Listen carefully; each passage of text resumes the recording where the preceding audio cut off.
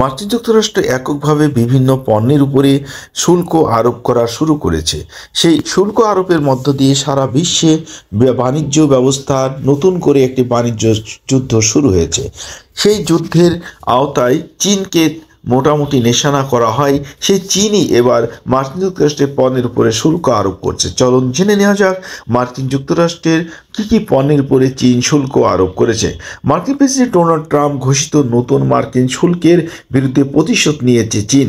মার্কিন কৃষি ও খাদ্যপণ্যের আমদানি শুল্কের উপরে 10 থেকে 15% বৃদ্ধি করেছে বেইজিং। এই পদক্ষেপের ফলে 25টি মার্কিন সংস্থা ও বিনিয়োগ বিধিনিষেধের আওতায় পড়বে।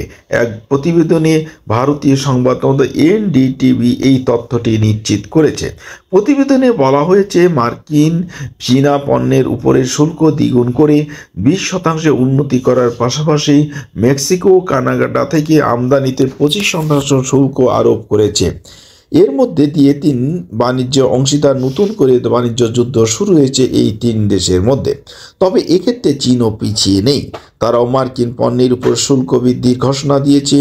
এক বিবৃতিতে চীনের অর্থ মন্ত্রণালয় বলছে 10 মার্চ থেকে বেইজিং মার্কিন মুরগি, গম, ভুট্টা এবং তুলার উপর অতিরিক্ত 15% এবং মার্কিন সয়াবিন, জোয়ার, শুয়োরের মাংস, গরুর মাংস, জলজ পণ্য, ফল, সবজি এবং দুগ্ধজাত পণ্য আমদানিতে অতিরিক্ত 10% শুল্ক আরোপ করেছে।